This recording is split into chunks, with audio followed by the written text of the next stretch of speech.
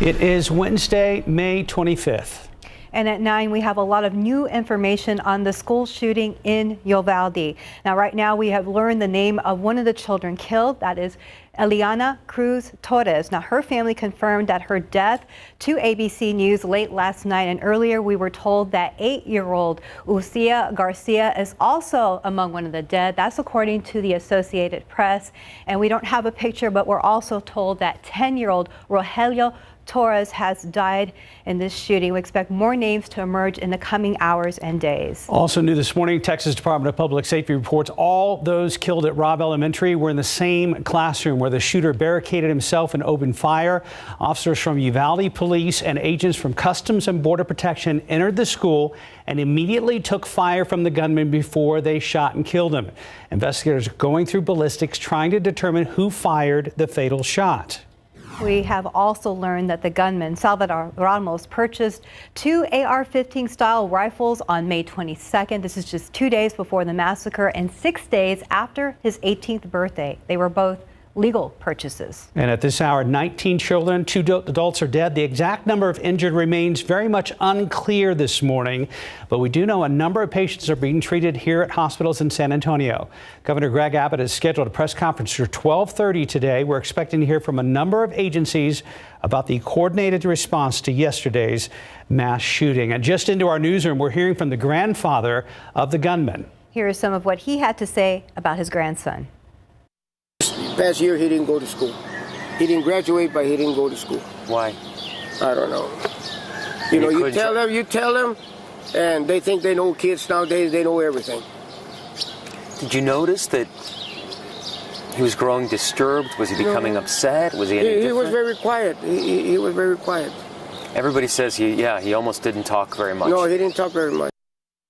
He went on to tell ABC's Matt Gutman that his grandson did not have a driver's license, and he wondered how his grandson would have even gone to purchase those weapons. Well, there is a huge hole in the hearts of many people in Uvalde and all across the world this morning after yesterday's mass shooting. This morning, help is on hand for people in the community in form of grief counselors. Katrina Weber is live at the Staff Sergeant Willie De Leon Civic Center in Uvalde with that story. And Katrina, does it appear people are taking advantage of the offer for help? Well, we're told that the actual counseling, grief counseling for the community doesn't begin for another hour or so. 10 o'clock is the time, but we have seen quite a few people milling about here outside the building. Some of them appear to be in position to control access to that building or perhaps direct people around. I've also seen some counselors here. But we know that some staff members of the school also have been meeting with counselors this morning in the wake of that tragic rampage. Among the dead are 2 teachers as well as 19 students, people that these survivors most likely have had contact with in this small community. 4 other people still in the hospital. The gunman was shot dead by law enforcement officers. Now, one big question people here may have is why this happened, and that is something that investigators are still hoping to learn. Now, as we have told you, Governor Abbott is due to arrive here in town later today. He'll be here at the Civic Center, but what we don't know yet is whether he does plan to reach out and meet with some of the family members of those people who were killed. Reporting live in Uvalde, Katrina Weber, KSAT 12 News. All right, Katrina, thank you. Some of the victims from the shooting were transported here to San Antonio University Hospital, still treating some patients. Staff treating 3 children and a woman with different conditions. Tiffany Huertas joins us live from University Hospital with the latest. Tiffany, what's the latest report on their conditions? Mark, Stephanie, University Health reporting improvements in some of the conditions of some of these patients. A 66-year-old woman and a 10-year-old girl were in critical condition yesterday. Today, they are in serious condition. Another 10-year-old girl is in good condition, and a 9-year-old girl is in good condition. She was in fair condition yesterday. The hospital says all pediatric patients have their families with them, and University Hospital is a level 1 trauma center. That means they have the technology and the specialists to deal with some of the hardest cases. And also this morning, University Health facilities will fly flags at half staff. If you are looking to help, University Health says to continue to donate blood. We have all that information right now on KSAT.com. Back to you. Tiffany, thank you. A lot of people wanting to help in some way, any way possible. Right now, the best way is to help, is to donate blood. Dozens lined up yesterday to give blood, and our Sarah Costa joins us live from the South Texas Blood and Tissue Center with how you can help.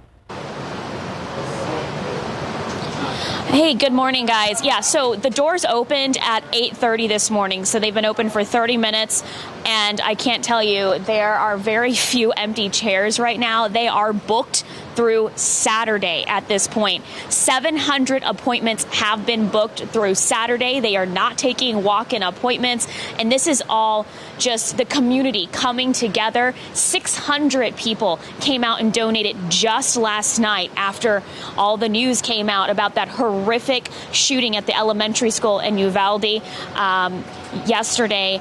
And they're saying that they still need your donation. So just because they're booked through Saturday and they've had 600 people donate yesterday and 700 more through Saturday, they still need your donations because it takes 24 hours for that blood supply to turn around.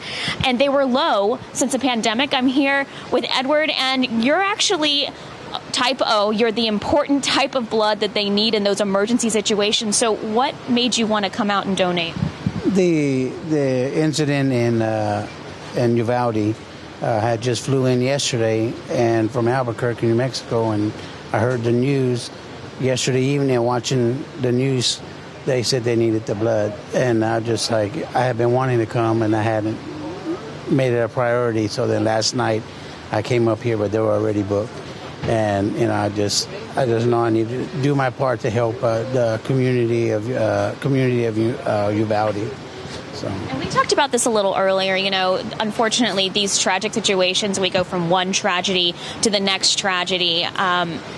But you never think it's really going to hit in our own community, and Uvalde's 80 miles away from us. So how did it make you feel that something so awful hit in our San Antonio area?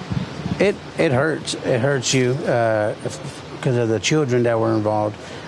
We spend our 1 week every year in Uvalde camping, and that community, they've always been so nice. So just to hear that just down the road from us that this had happened, it just hurts you so bad, And you were kind of on the fence. You said you wanted to get back on a regular schedule of donating, and unfortunately it took a tragic situation for all these people to come out and donate instead of just coming on a regular basis. So what would you tell any of our viewers who are maybe on the fence about donating?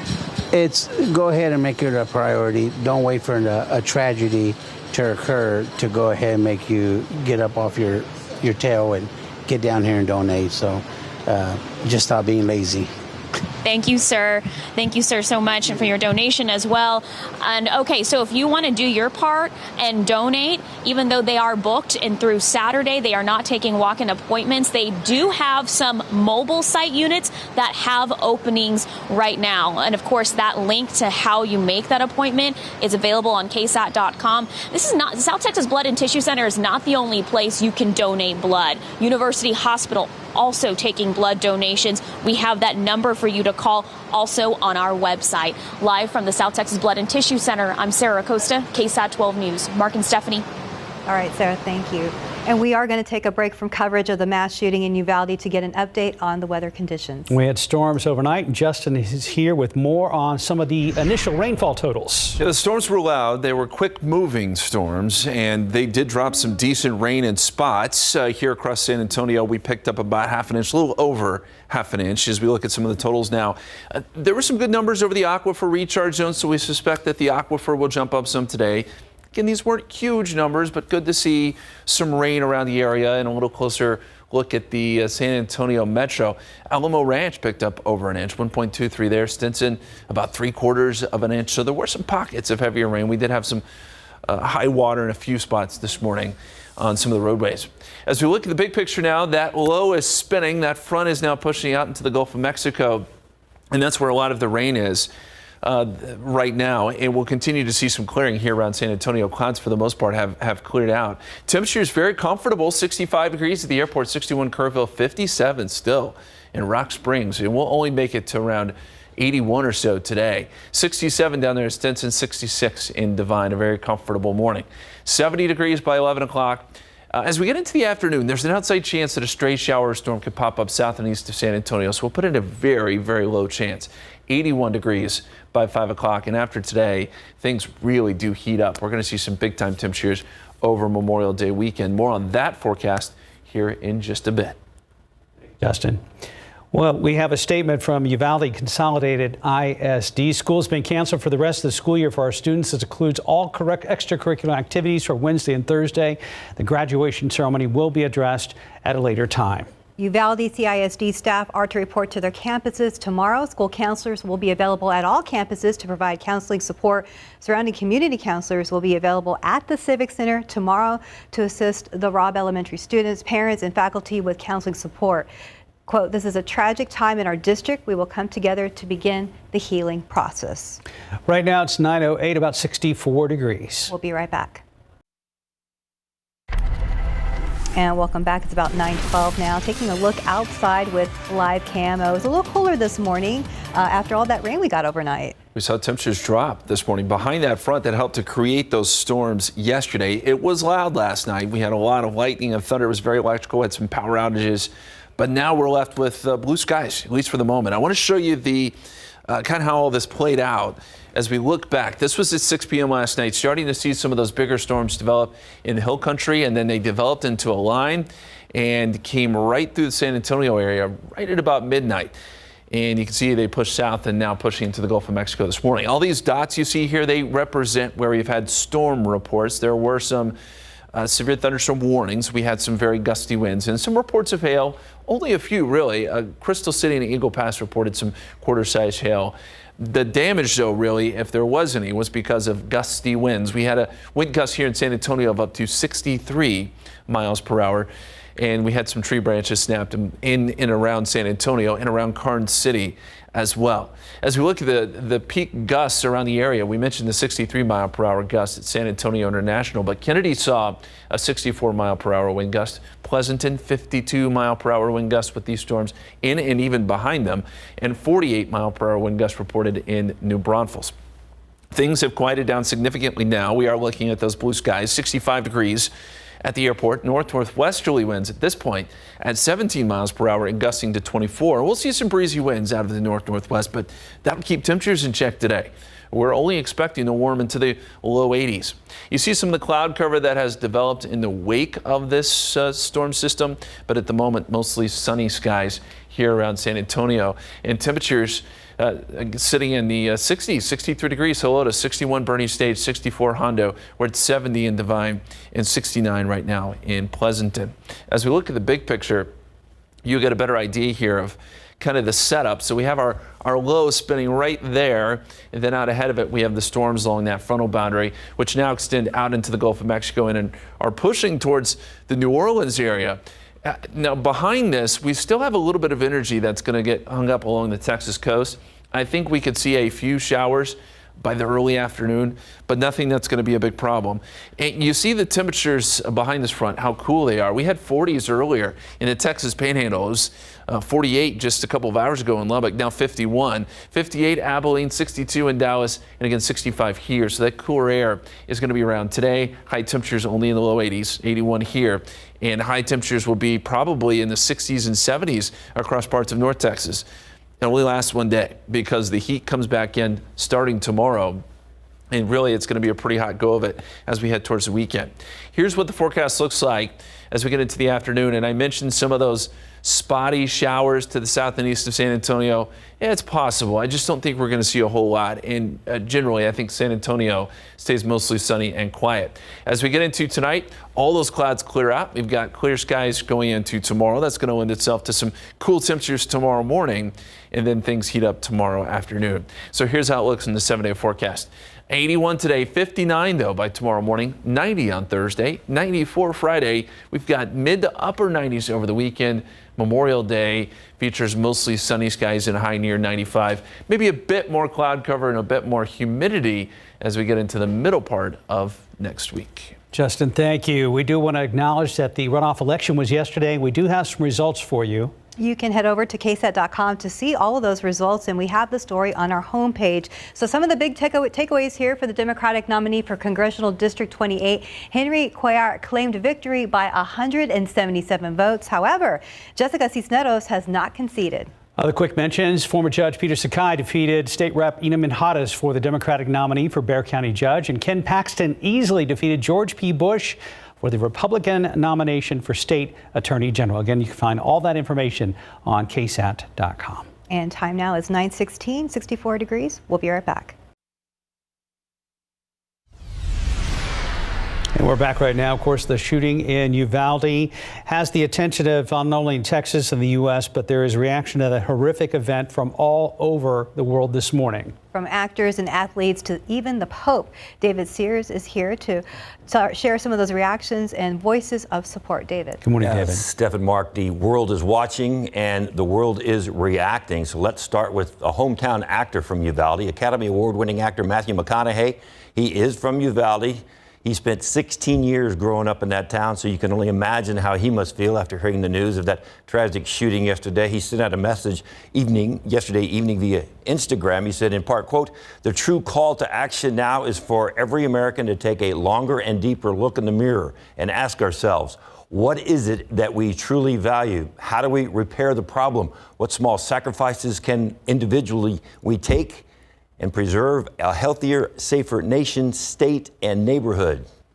End quote. McConaughey attended St. Philip's Episcopal School. His mother taught there as well. The school is about 4 minutes away from Robb Elementary. We have even heard from the Pope. Yesterday, Pope Francis was addressing the crowd in St. Peter's Square for his weekly general audience. He said he was heartbroken and made an appeal for fewer guns. Here's a portion of that speech, his words in Italian. Affranto per la strage nella scuola elementare in Texas. Prego per I bambini, per gli adulti uccisi e per le loro famiglie. So what he's saying in translation is, I am heartbroken by the massacre at the elementary school in Texas. I pray for the children and the adults who were killed and for their families. It is time to say enough to the indiscriminate trafficking of weapons. Let us all make a commitment. Let us all make a commitment so that tragedies like this cannot happen again. Back here at home, the sports world also reacting to the shooting before the Golden State Warriors took on the Dallas Mavericks last night. Warriors head coach Steve Kerr would not talk about the game. He preferred to express his disgust with what happened in Uvalde. Here's a part of his reaction. Since we left shoot around, 14 children were killed 400 miles from here, and a teacher. Children murdered at school. When are we going to do something? I'm tired. I'm so tired of getting up here and offering condolences to the devastated families that are out there. I'm so tired of I'm tired of the moments of silence. Enough. We are being held hostage by 50 senators in Washington who refuse to even put it to a vote, despite what we, the American people, want. They won't vote on it because they want to hold on to their own power. It's pathetic. I've had enough. Emotional and powerful. We also have another reaction.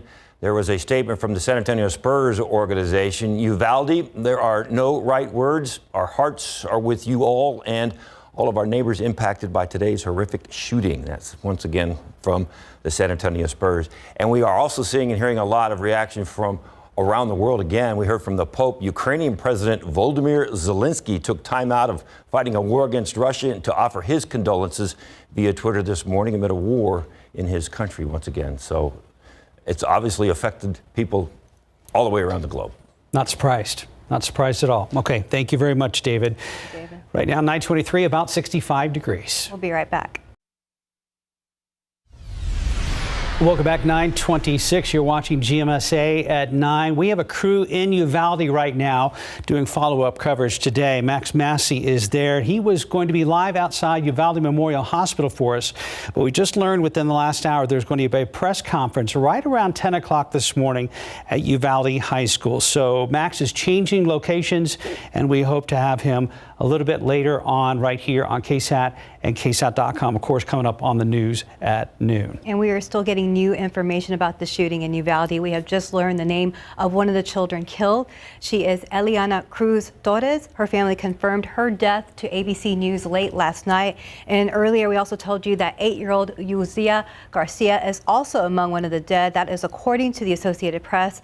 We are also learning that 10-year-old Rogelio Torres died in this shooting. Now we expect more names to come out in the next hours and days.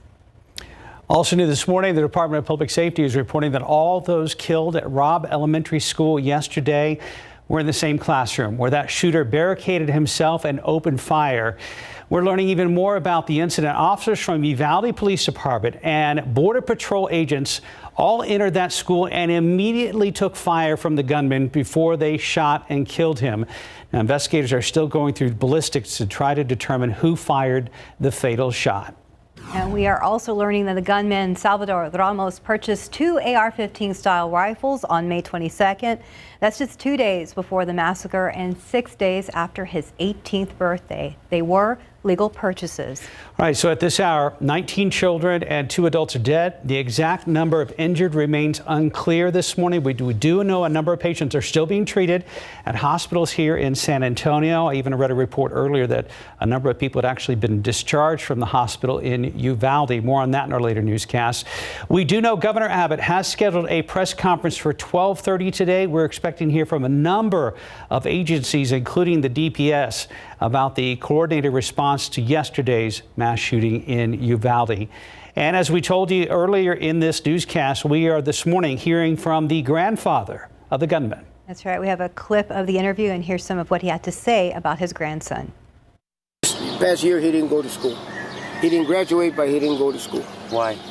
I don't know. You know, you tell them, and they think they know. Kids nowadays, they know everything.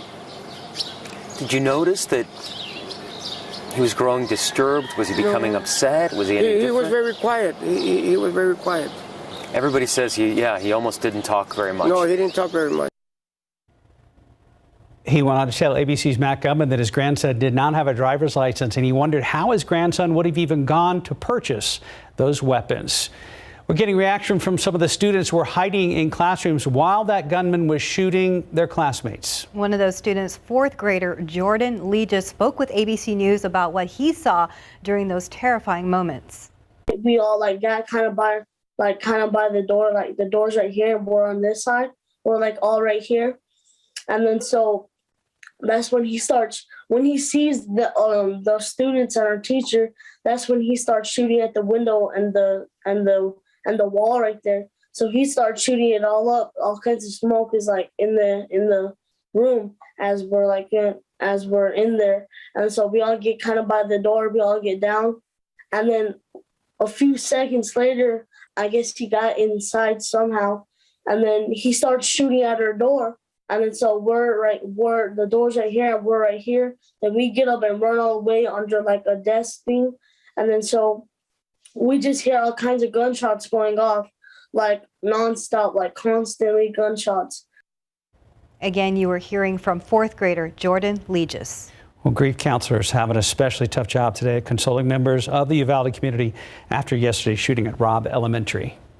That's right. Katrina Weber is now live at the Staff Sergeant Willie De Leon Civic Center. And Katrina, how do they console people at this point who have been through this type of tragedy? Yeah, I'm sure for each person it'll be a different case, but for some people, just being able to talk to someone about what happened will be a big help. There definitely is a lot for them, for everyone here to process. Now, 21 members of this community are no longer here today. 19 of them are children, 2 adults, and we understand that there are at least 4 people still in the hospital. The gunman, the 18-year-old, is dead. A lot has happened in this community. A lot of people still trying to process what happened and come to grips with it. And so that is the reason these counselors have been here. We understand that staff members of the school also have had a chance to meet with counselors earlier this morning. This counseling session for the community is set to begin about 10 o'clock here at the Civic Center. And so far we have seen some of those counselors arriving. We've also seen people milling about in front of the building who appear to be here to either direct traffic or perhaps control traffic into the building. But again, this is the opportunity for people to come out and at least get some things off their chest, talk about what happened, and maybe find some answers as to how they can cope with this very heartbreaking tragedy. Reporting live in Uvalde, Katrina Weber, KSAT 12 News. Katrina, thank you. We're getting an update on the conditions of a woman and children being treated at University Hospital. They were transported to San Antonio yesterday. Tiffany Huertas joins us live from the medical center with more on this. And Tiffany, what is the latest on their conditions? Mark, Stephanie, University Health is reporting improvements in all patients, which is great news. A 66-year-old woman and a 10-year-old girl were both in critical condition yesterday. Today, they are in serious condition. A 10-year-old girl was in good condition yesterday. Today, she is in good condition. And a 9-year-old girl is in good condition. She was in fair condition yesterday. Now, the hospital says all pediatric patients have their families with them. And University Hospital is a level 1 trauma center. That means that they have the technology and the specialists to deal with some of the most challenging cases. BAMC, another level 1 trauma center, also has patients. They have 2 adults who are being treated there, and they say as of last night they were in critical condition. We're still waiting on an update from BAMC. We'll give that to you once we get it. And University Hospital continues to encourage people to donate blood. We have all that information right now on KSAT.com. Back to you. Yeah, speaking of Tiffany, we have the very latest on the best way that folks in our community can continue to help out with the situation in Uvalde. We're going to go ahead and check in with Sarah Acosta, who is at the South Texas Blood and Tissue Center. Good morning, and it is a very busy morning here at the South Texas Blood and Tissue Center. These chairs are lined up all the way into the lobby. They are booked through Saturday with 700 appointments. This is great news. Yesterday, 600 people came out from San Antonio area to donate. This is all in response to that horrific elementary school shooting out of Uvalde. Here's the thing. You're hearing, okay, 600 people donated yesterday. 700 people are booked through Saturday, and they're not taking walk-in appointments. Do I still need to donate? And the answer is yes. The South Texas Blood and Tissue Center says they have unfortunately had a low supply for the last 2 years since this pandemic. So when that emergency situation happened yesterday, their supply got even shorter, and it's a 24-hour turnaround before the people who are donating that supply can actually be used. We talked to one donor who says they are just happy to do what they can. If you're able, it's always needed, and if you can, do. You know, it's a personal thing, but if you can, do. And if you want to do your part and donate, again, they are not taking walk-in appointments. You can make an appointment by finding that link right now on KSAT.com. They do still have some mobile site units that have openings for appointments today. And it's not just here at the South Texas Blood and Tissue Center that are taking donations. University Hospital also taking blood donations. You can find that number to call to make an appointment also on KSAT.com. I'm Sarah Acosta, KSAT 12 News. Back to you guys. All right, thank you, Sarah. We're continuing our team coverage in Uvalde. Max Massey joins us live from outside Uvalde High School, where we are supposed to get some kind of update. Max. Good morning, guys. Yes, we just talked to Uvalde PD. They're telling me that about 10:30 this morning, the governor will be here. They're going to have a roundtable, not open to the public, but around 12:30 later this afternoon, it is going to be open to the media right behind me at the high school auditorium. We just drove from Uvalde Memorial Hospital, and we've been told that all of the patients there, all of the people who have been treated, have been discharged. I want to break down some of the numbers. Now, we told you that yesterday Uvalde Memorial treated 15 individuals, 11 patients were children. Of those 11, 3 transferred to other hospitals in San Antonio, 8 were discharged and sent home. We also know of the people treated, 4 adults, 1 transferred to San Antonio, 3 discharged. And like we've been reporting, in addition to those numbers, the hospital had 2 children who arrived to the hospital dead on arrival. a boy and a girl. All patients treated, either discharged or transferred to San Antonio. Remember, the first notification came in yesterday afternoon when Uvalde Memorial Hospital said they received 13 children in the aftermath of the shooting, and those children arrived not only in ambulances but in buses. 2 victims did arrive dead, the young boy and young girl. Law enforcement telling ABC that a number of those victims, after actually children of Customs and Border Patrol agents, victims right now we know 19 children, 2 adults were killed. I do want to reiterate that we're told that all of the dead were in the same 4th grade classroom where the shooter barricaded himself and opened fire on the children and the teachers. This elementary school has an enrollment of just under 600 students, included 2nd through 4th grades. Uvalde, home to about 16,000 people. And like we've been telling you, this shooting happened during the last week of class. Now, driving from the hospital over here to the high school, we passed another elementary, not Robb Elementary, a different elementary school, and we could see backpacks still hanging outside. We assume that those children were evacuated. We know all the other schools in the area were on lockdown.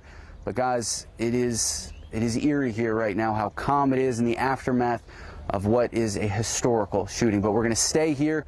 We're going to try to get as much information as possible from law enforcement, from hopefully the governor, and from local officials. And we're going to keep you updated throughout the morning. Mark, Stephanie? All right. Thank you, Max. In your morning headlines, while we mourn for our neighbors in Uvalde, there will be a time for healing. There will also need to be a time when parents need to help their kids process what they have seen and heard over the last 24 hours. David Sears is back with more on the part of the recovery process. Yeah, Mark and Steph, you know, times have changed these days. Now, one of the most difficult discussions a parent can have with their children is how to deal with what they have seen and heard when it comes to yesterday's horrific events in Uvalde. So many kids are the same age as those victims, and dealing with the trauma could be very difficult. Mary Beth Fisk with the Ecumenical Center says adults need to really pay attention to their children over the next several days, and one of the keys will be to listen. Listen for fear so you can reassure them. It's so important for parents or guardians to listen to their children, to let them know that they're safe. To be attentive, to be patient to their needs.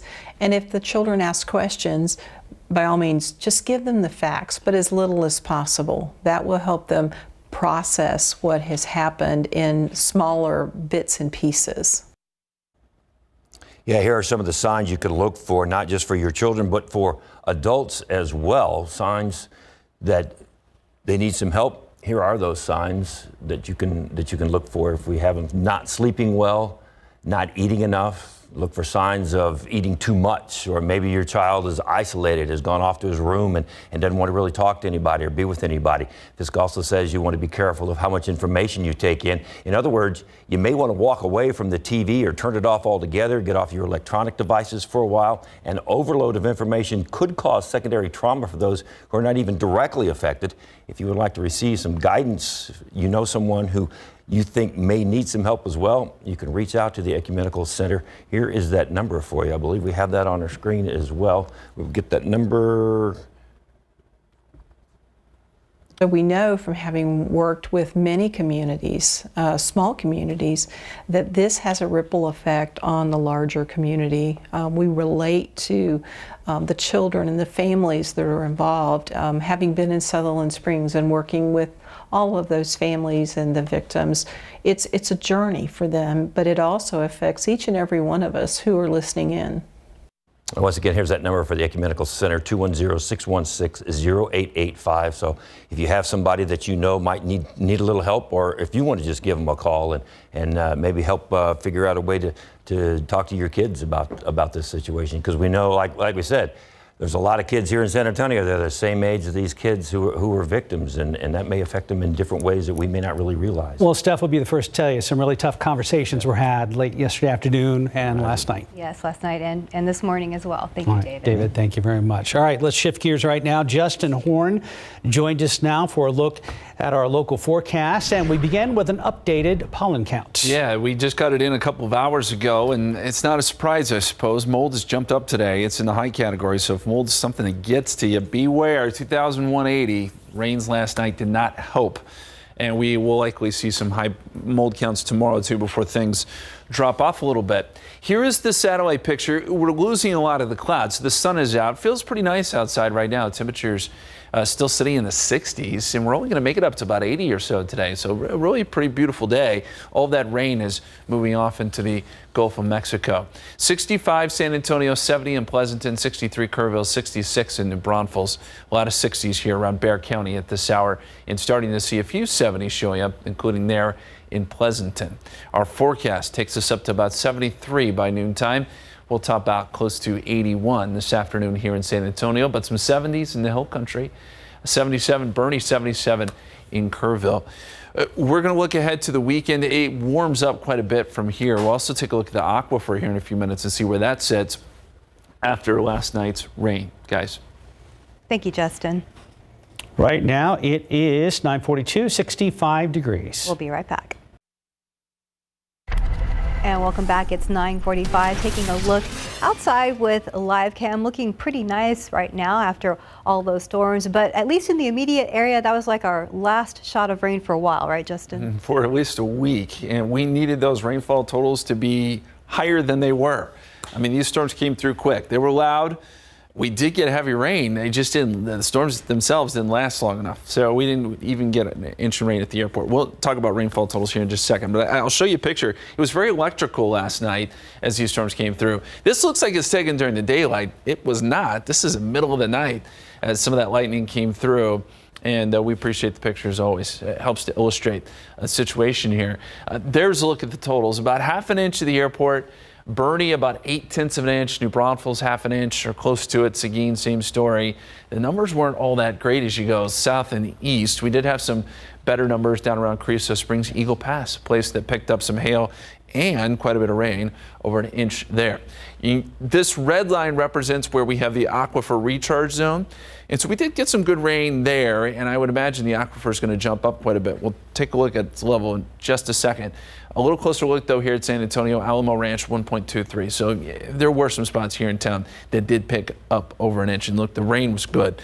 We'll take whatever we can get at this point.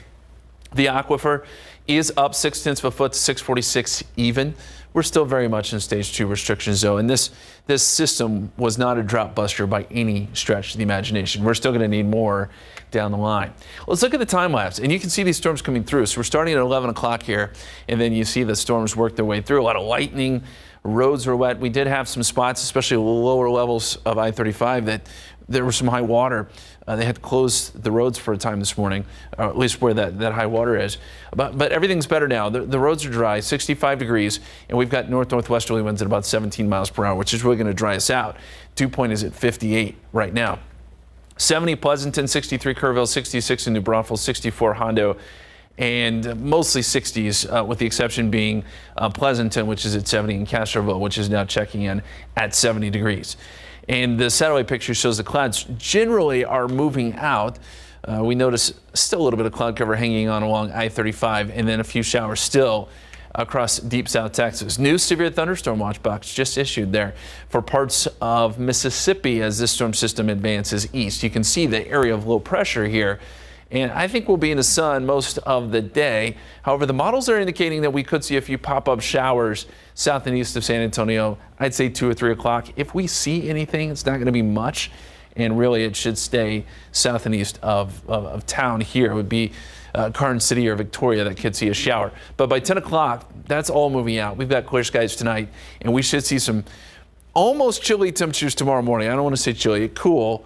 We'll be in the 50s in several spots. So here's a look at the forecast temperatures today. By midday, we're in the low 70s, and then by this afternoon, up around 81 with some 70s for highs in places like Bernie, Canyon Lake, up around San Marcos with clear skies there. Tomorrow morning, with clear skies and drier air, we should get down to 59 here in town, but we jump up to 90 coming up tomorrow with sunny skies, 94 Friday, and you see just how hot we get as we head into the weekend. 96 on Saturday, 97 on Sunday. So right back where we were before this rain event took shape, and Memorial Day, 95 degrees. Should be good for any outdoor plans you have. My hope is that the middle part of next week, pattern changes a little bit. Maybe we can get more rain back in the forecast. But for now, the 7-day forecast is a dry one. That's it. Yep. Okay. Thanks, Justin. It's about 10 till 66 degrees. We'll be right back. Welcome back, 9:52 on your Wednesday morning. KSAT has multiple crews in Uvalde today following the latest on the mass shooting that happened there yesterday. Max Massey joins us live from Uvalde High School. And Max, what's the latest right now? Good morning, guys. We are now waiting to see what officials are going to say. We are expecting a roundtable discussion that could involve the governor around 10:30. That is closed to the media. But then at 12:30 this afternoon, we expect a full press conference with the governor in the auditorium right behind me. I want to let you know that we just left the hospital about 30 minutes ago, and obviously flags there on the hospital campus at half staff. But we also want to tell you that there are no more patients from the shooting at the hospital. All of those patients have been released. I want to go over some of these numbers once again. Now, we told you Uvalde Memorial High School treated 15 individuals. 11 were children. Of those 11, 3 transferred to San Antonio. I know our Tiffany Huertas and Tim Gerber have been following that very closely. 8 of the individuals treated here, 8 of the students treated here in Uvalde, they were discharged, sent home. 4 adults, 1 was transferred to San Antonio, 3 discharged, headed home. And like we've been saying for the last 24 hours, the hospital did have 2 children who arrived dead, 1 young boy, 1 young girl. I remember the first notification came yesterday afternoon when the Uvalde Memorial Hospital said they had received 13 children from the school, and they arrived in ambulances and in buses. Like I said, 2 of those victims died upon arriving. Right now, it's still not clear how many of the victims taken to Uvalde Memorial were among those who died. Still unclear how many of the victims died at the school. I do want to reiterate something that we learned at around 8 a.m. that we are being told all of the dead were in the same 4th grade class where the shooter barricaded himself and opened fire on the children and the teacher. Now, Robb Elementary had enrollment of about 600 students, 2nd through 4th grade. Now, Governor Abbott also saying yesterday 2 law enforcement officers, they were injured. They are expected to be okay. The Department of Homeland Security saying at least 1 Border Patrol agent was wounded by the shooter during an exchange of gunfire. On and off-duty Border Patrol agents arrived on the scene yesterday, assisting with transferring students safely to their families and providing medical support. As for here in Uvalde, we did talk to some people at a local convenience store. They said a lot of people have been in and around town. They said that they talked to a lot of FBI agents as well as media, obviously. And driving around, guys, you can see a lot of law enforcement presence. You know, we've seen sheriff's deputies, we've seen local law enforcement. We saw what looked to be Border Patrol agents in and about.